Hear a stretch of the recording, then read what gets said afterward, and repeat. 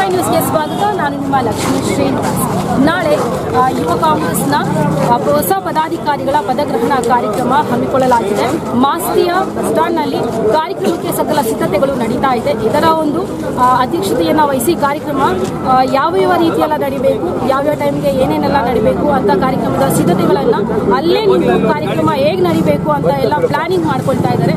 ಅವರೇ ಬೇರೆ ಯಾರು ಅಲ್ಲ, ಯುವ ಕಾಂಗ್ರೆಸ್ನ ರಾಜ್ಯ ಪ್ರಧಾನ ಕಾರ್ಯದರ್ಶಿಗಳು ಸುನೀಲ್ ನಂಜೇಗೌಡರು ಇವತ್ತು ನಮ್ಮ ಜೊತೆಗಿದ್ದಾರೆ. ಬನ್ನಿ ಅವ್ರನ್ನೇ ಕೇಳಿ ಏನೇನೆಲ್ಲ ನಡೀತಾ ಇದೆ, ಯಾವ್ಯಾವ ರೀತಿ ಸ್ಟೇಜ್ ಆಗಿ ಅವ್ರ ಕಾರ್ಯಕ್ರಮಕ್ಕೆ ಯಾವ್ಯಾವೆಲ್ಲ ಅತಿಥಿಗಳು ಬರ್ತಾರೆ ಅಂತ ಕೇಳಿಕೊಳ್ಳೋ ಸರ್. ಕಾರ್ಯಕ್ರಮಕ್ಕೆ ಸ್ವಾಗತ ಸರ್. ಕಾರ್ಯಕ್ರಮ ಸಕಲ ರೀತಿ ಸಿದ್ಧವಾಗ್ತಾ ಇದೆ, ಸ್ಟೇಜ್ ಎಲ್ಲ ರೆಡಿ ಆಗ್ತಾ ಇದೆ, ಹೇಗೆಲ್ಲ ನಡೀತಾ ಇದೆ ಸರ್? ವಿಶೇಷವಾಗಿ ಈ ಕಾರ್ಯಕ್ರಮಕ್ಕೆ ಸಿದ್ಧತೆಗಳು ತುಂಬ ಚೆನ್ನಾಗಿ ನಡೀತಾ ಇದೆ.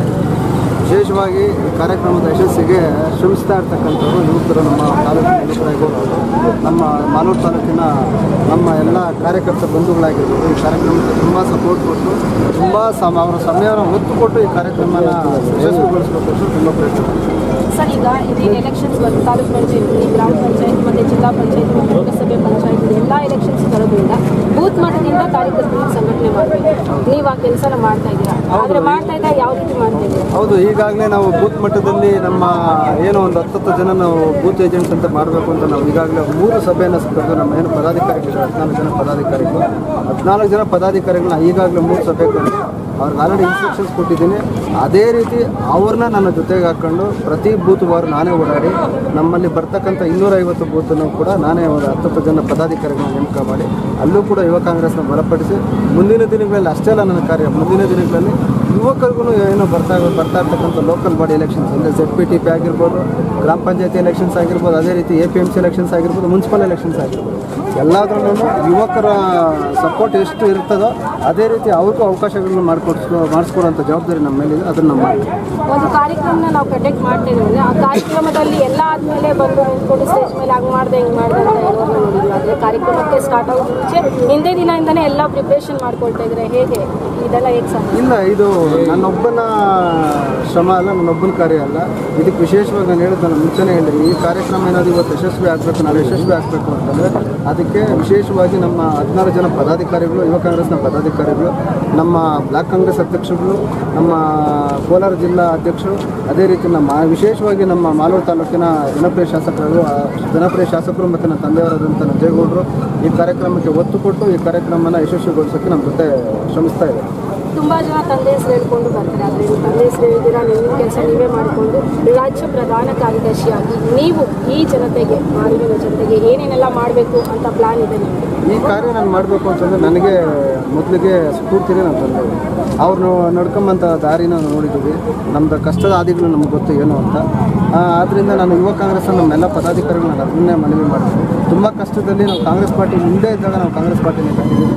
ದಯವಿಟ್ಟು ಎಲ್ಲರೂ ಅಷ್ಟೇ, ನೀವು ನನ್ನ ಜೊತೆ ನಾನೇನೋ ಸಾಥ್ ಕೊಟ್ಟಿದ್ದೆ, ಆದರೆ ಮುಂದಿನ ದಿನಗಳಲ್ಲಿ ಮುಂದೆ ಬರ್ತಕ್ಕಂಥ ಚುನಾವಣೆಗಳಲ್ಲಿ ವಿಶೇಷವಾಗಿ ಯುವ ಕಾಂಗ್ರೆಸ್ನ ಕಡೆಯಿಂದ ಎಲ್ಲ ನಮ್ಮ ಕಾರ್ಯಕರ್ತರಿಗೆ ನಾನು ಭರವಸೆ ಕೊಡ್ತೀನಿ. ಕನಿಷ್ಠ ಪಕ್ಷ 15-20 ಸಾವಿರ ಮತಗಳನ್ನ ನಾನು ಕೊಟ್ಟಿದ್ದೀನಿ. ಈಗ ಕೋಚಿಮಲ್ನ ನಿರ್ದೇಶಕರಾಗಿದ್ದು ನಿಮ್ಮ ತಂದೆಯವರು, ಅದರಲ್ಲಿ ನಿಮ್ಗೆ ಏನಾದರೂ ಇಂಟ್ರೆಸ್ಟ್ ಇದೆಯಾ? ಆ ಕಡೆ ಹೋಗಬೇಕು, ರೈತರಿಗೆ ಏನಾದರೂ ಹೆಲ್ಪ್ ಮಾಡಬೇಕು, ಆಗಿನ ಒಂದು ಸಂಸ್ಕರಣೆ ಮಾಡಬೇಕು ಅಂತ ಏನಾದರೂ? ಇಲ್ಲ ಮೇಡಮ್, ನನಗೆ ಅದೊಂದು ಇಂಟ್ರೆಸ್ಟ್ ಇಲ್ಲ. ಆದರೆ ರೈತರ ಪರವಾಗಿ ನಾವು ಯಾವಾಗಲೂ ರೈತರ ಪರವಾಗಿ, ರೈತರ ಚಟುವಟಿಕೆಗಳಾಗಿರ್ಬೋದು, ರೈತರ ಕಾರ್ಯತಂತ್ರಗಳಾಗಿರ್ಬೋದು, ಅದೇ ರೀತಿ ರೈತರಿಗೆ ಏನಾದರೂ ಸಹಕಾರ ಕೊಡಬೇಕು ಅಂತಂದರೆ ನಾನು ನನ್ನ ಕುಟುಂಬ ಸದಾ. ಸರ್, ಇವಾಗ ನೀವು ಯುವಕರಾಗಿರೋದ್ರಿಂದ ಆ ಕಾಲದ ಯೋಚನೆಗಳು ಬಿಟ್ಟು ಇವಾಗ ಯುವಕರಿಗೆ ಏನಾದರೂ ಹೊಸದಾಗಿ ಮಾಡಬೇಕು, ಒಂದು ವೇಳೆ ನೀವು ನಿಮ್ಮ ಇದರಲ್ಲಿ ನಿಮ್ಮ ಕೆರಿಯರಲ್ಲಿ ಮುಂದೆ ಹೋಗಿ ನೀವೇನಾದರೂ ಮುಂದೆ MLA MP ಏನಾದರೂ ಆದರೆ ಏನು ಫಸ್ಟ್ ಚೇಂಜಸ್ ತರಿಸಬೇಕು?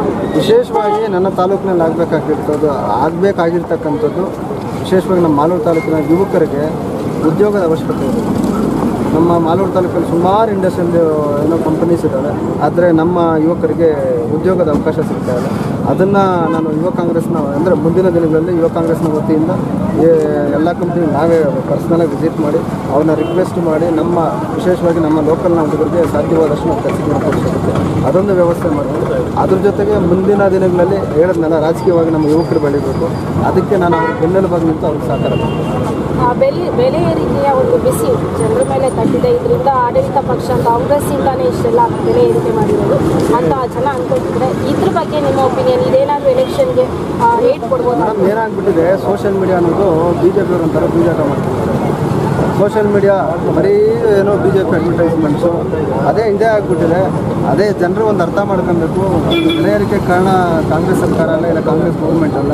ಈಗ ನೋಡ್ತಾ ಇರ್ಬೋದು ನೀವು, ಬಿ ಜೆ ಪಿಯವರು 2 ರೂಪಾಯಿ ಡೀಸೆಲು ಪೆಟ್ರೋಲು ರೈಸ್ ಮಾಡಿದ್ದಾರೆ, 50 ರೂಪಾಯಿ ಗ್ಯಾಸ್ ಸಿಲಿಂಡರ್ ಮೇಲೆ ಮಾಡಿದ್ದಾರೆ. ಯು ಪಿ ಎ ಸರ್ಕಾರ ಇದ್ದಾಗ ಗ್ಯಾಸ್ ಸಿಲಿಂಡರ್ ಬೆಲೆ ಎಷ್ಟಿತ್ತು, ಯು ಪಿ ಎ ಸರ್ಕಾರ ಇದ್ದಾಗ ಮತ್ತು ಏನೋ ನಮ್ಮ ಡೀಸೆಲ್ ಪೆಟ್ರೋಲ್ ಬೆಲೆ ಎಷ್ಟಿತ್ತು, ಹಾಲಿನ ದರ 4 ರೂಪಾಯಿ ರೈಸ್ ಮಾಡೋದು ರೈತರಿಗೆ ಅನುಕೂಲ ಆಗಲಿ. ಕಾಲದಲ್ಲಿ ರೈತರಿಗೆ ನೀರಿನ ಸಮಸ್ಯೆ ಆಗ್ತದೆ, ವ್ಯವಸಾಯ ಮಾಡೋದಕ್ಕೆ ಸಮಸ್ಯೆ ಆಗ್ತದೆ, ನಮ್ಮ ಹಸುಗಳಿಗೆ ಮೇವು ಸಿಗಲ್ಲ, ಈ ಥರ ಎಲ್ಲ ಸಮಸ್ಯೆಗಳಿರ್ತವೆ. ನಾವು ಅವರಿಗೆ ಅವ್ರ ಪರವಾಗಿ ನಿಂತರೆ ರೈತರು ಸ್ವಲ್ಪ ಸ್ಟ್ರಾಂಗ್ ಆಗಿ ನಿಂತಾರೆ. ಈಗ ಎಷ್ಟು ಜನನ ಈ ಸಮಾವೇಶದಲ್ಲಿ ಪದಗ್ರಹಣ ಮಾಡಿಸ್ಬೇಕು ಅಂದರೆ ಕಾರ್ಯಕರ್ತರು ಹೊಸದಾಗಿ ಜಾಯಿನ್ ಮಾಡಬೇಕು? ಎಷ್ಟು ಜನ ಈ ಬರ್ತಾರೆ? ಕಾರ್ಯಕ್ರಮಕ್ಕೆ ನನಗೆ ಇರೋ ಮಾಹಿತಿ ಪ್ರಕಾರ ನಾವೊಂದು 5,000ರಿಂದ 6,000 ಜನ ಯುವಕರಲ್ಲಿ ಸೇರ್ತಾರೆ ಅನ್ನೋ ನನಗೆ ಮಾಹಿತಿ ಇದೆ. ನೋಡೋಣ, ನಾಳೆ ಕಾರ್ಯಕ್ರಮ ಯಶಸ್ವಿ ಆದರೆ ಅದೇ ಯಾರೆಲ್ಲ ಅತಿಥಿಗಳು ಬರ್ತಾರೆ ಸರ್? ವಿಶೇಷವಾಗಿ ಈ ಕಾರ್ಯಕ್ರಮಕ್ಕೆ ನಮ್ಮ ರಾಜ್ಯ ಯುವ ಕಾಂಗ್ರೆಸ್ನ ಅಧ್ಯಕ್ಷರಾದಂಥ ಎಚ್.ಎಸ್. ಮಂಜುನಾಥ್ ಗೌಡರು ಹಾಗೂ ಶಿವಾಜಿನಗರದ ಏನೋ ಶಾಸಕರಾದಂಥ ರಿಜ್ವಾನ್ ಅರ್ಷದ್ ಸಾಹೇಬರು, ನಮ್ಮ ಇವರು ಕೋಲಾರ ಶಾಸಕರಾದಂಥ ಪುತ್ತೂರು ಮಂಜಣ್ಣವರು, MLC ಅವರಾದಂಥ ಅನಿಲ್ ಕುಮಾರ್ ಅವರು ಈ ಕಾರ್ಯಕ್ರಮಕ್ಕೆ ಆಗಮಿಸಿದ್ದಾರೆ. ಸರ್, ಕೊನೆಯದಾಗಿ ಮಾಲಿನ್ಯ ಜನತೆಗೆ ನೀವೇನು ಇಷ್ಟಪಡ್ತೀರಿ ಮತ್ತು ನಿಮ್ಮ ಕಾರ್ಯಕರ್ತರಿಗೆ ಅವ್ರನ್ನ ಉದ್ದೇಶಿಸಿ ಮಾತಾಡೋದಾದ್ರೆ? ಕೊನೆಯದಾಗಿ ನಮ್ಮ ಕಾರ್ಯಕರ್ತರು ನಾನು ಹೇಳೋದಿಷ್ಟೇ, ಯಾವುದೇ ಕಾರಣಕ್ಕೂ ಧೈರ್ಯ ಕೆಡಬೇಡ್ರಿ. ಶಾಸಕರು ಕೆಲಸಗಳು ಮಾಡ್ತಾರೆ. ಇದೇ ಈಗ ಇರ್ತಕ್ಕಂಥ 3 ವರ್ಷದಲ್ಲಿ ಅಭಿವೃದ್ಧಿ ಅನ್ನೋದೇನೋ ಇಡೀ ಏನೋ ನಮ್ಮ ಮಾಲೂರು ಇತಿಹಾಸದಲ್ಲಿ ಇಷ್ಟು ಅಭಿವೃದ್ಧಿ ಕಾರ್ಯಗಳಾಗಿರಲ್ಲ. ಅಷ್ಟು ಕೆಲಸಗಳು ನಾವು ಮಾಡ್ತೀವಿ, ಶಾಸಕರು ಮಾಡ್ತಾರೆ ಅನ್ನೋ ಭರವಸೆ ನಮ್ಮೆಲ್ಲರಲ್ಲೂ ಇದೆ. ನೀವು ಧೈರ್ಯವಾಗಿದ್ದರೆ ಪಾರ್ಟಿನೂ ಸಂಘಟನೆ ಮಾಡ್ಬೋದು. BJP ಅವರಾಗಲಿ, JDS ಅವರಾಗಲಿ, ಇಲ್ಲ ಸ್ವಾಭಿಮಾನಿ ಪಕ್ಷದವರಾಗಲಿ ಮಾತಾಡ್ತಾ ಇರಲಿ, ಅವ್ರು ಮಾತಾಡಬೇಕು. ವಿರೋಧ ಪಕ್ಷ ಅವರ ಡ್ಯೂಟಿ ಅವ್ರು ಮಾಡ್ತಾರೆ. ಅವ್ರು ಮಾತಾಡ್ತಾ ಇರಲಿ, ನಾವು ಕೆಲಸದಲ್ಲಿ ನಾವು ಏನು ಅಭಿವೃದ್ಧಿ ಕಾರ್ಯಗಳಲ್ಲಿ ನಾವು ಮಾತಾಡೋಣ ಅನ್ನೋದು ನಮ್ಮ ಕಾರ್ಯಕರ್ತರು ನಾನು ಧೈರ್ಯ ಮಾಡ್ತೀನಿ. ಸರ್, ಈ ಕಾರ್ಯಕ್ರಮ ನಿಮಗೆ ನಾಳೆ ಯಶಸ್ಸಾಗಿ ನಿಮ್ಮ ರಾಜಕೀಯ ಭವಿಷ್ಯದಲ್ಲಿ ಇನ್ನೂ ಉಜ್ವಲ ಆಗಬೇಕು ಅಂತ ನಮ್ಮ ಚಾನಲ್ ಪರವಾಗಿ